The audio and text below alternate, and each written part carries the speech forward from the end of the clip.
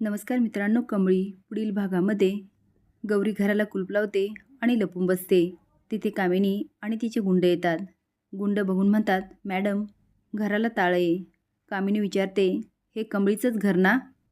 तो म्हणतो, हो. कामिनी म्हणते, मग तिची आई कुठे गेली? बरं असू दे, आता आपल्याला पत्ता तर कळला. कामिनी तिथून निघून जाते. पण गौरी मात्र जाम घाबरते आणि म्हणते, ह्या बायाला कळलं की काय, कमळी माझी आणि राजेंची मुलगी आहे. असं जर झालं तर माझ्या कमळीचं काय होणार? इकडे स्पर्धेसाठी अन्नपूर्णा कमळीला आशीर्वाद देते, पण त्यासोबत आजोबाही कमळीला आशीर्वाद देतात. हे बघून अनिकाचा खूप जळफळाट होतो. ती पण येते आणि देवीला नमस्कार करते आणि आजीला नमस्कार करते. आता आजी तिला पण आशीर्वाद देते.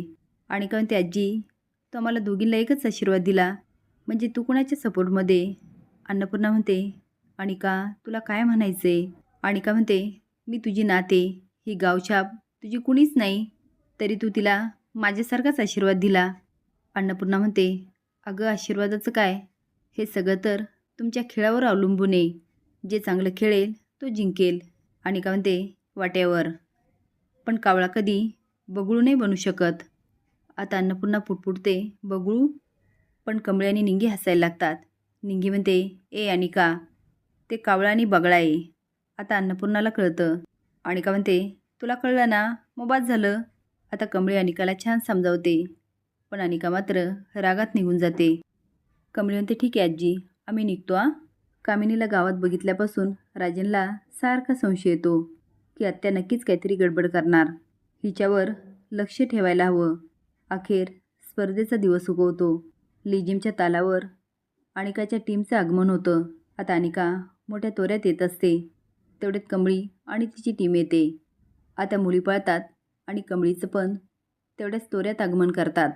कमळी आणि तिच्या टीमचा एवढा थाट हे बघून अनिकाचा जळफळाट होतो. अनिकाच्या मैत्रिणी म्हणतात, अनिका ती बघ कमळी आणि तिच्या टीमचे युनिफॉर्म बघितले का? आता अनिका तानाताना निघून जाते आणि तिच्या मागे रागिनी पण पळते आणि विचारते, अनिका अगं काय झालं?